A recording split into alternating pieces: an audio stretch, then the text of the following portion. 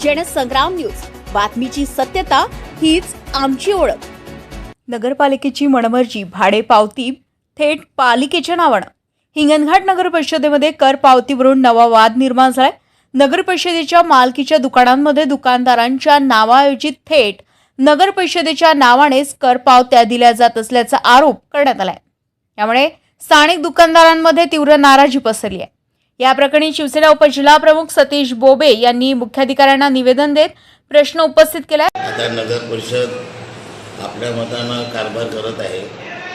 दिव्यांग लोकांना नगर परिषदनी आणि शासनाने जागा उपलब्ध करून दिल्यानंतर त्यांना जे कर पावती त्यांच्या नावानं मिळत होती, आता अचानकपणे हा निर्णय घेतला की ते नगर परिषद दुकानदार क्रमांक 1 राहील आणि त्यांच्या नावानं कर पावती देत नाही आहे। जे दिव्यांग लोकांना जी मिळालेली जागा त्यांच्या नावाने ती पावती द्यायला पाहिजे।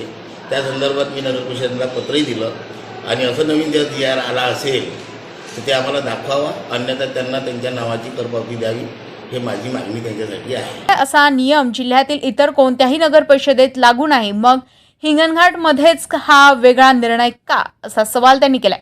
तसेच जर या संदर्भात कोणताही नवीन शासन निर्णय असेल तर तो लेखी स्वरूपात देण्यात यावा, अन्यथा तात्काळ दुकानदारांच्या नावानेच कर पावत्या देण्याचे आदेश द्यावेत, अशी मागणी करण्यात आली आहे। दरम्यान अपंग लाभार्थ्यांच्या हक्कांचाही विचार करून त्यांना न्याय मिळावा, अशी मागणीही पुढे करण्यात आली आहे। आम्ही भाडे आणि कर भरतो, मग पावती आमच्या नावाने का नाही, असा थेट सवाल दुकानदारांकडून उपस्थित केला जातो। या सर्व प्रकरणांमुळे नगर परिषद प्रशासनाच्या पारदर्शकतेवर प्रश्नचिन्ह निर्माण झालंय। आता प्रशासन यावर काय भूमिका घेते याकडे सर्वांचे लक्ष लागलंय। जनसंग्राम न्यूज, हिंगणघाट।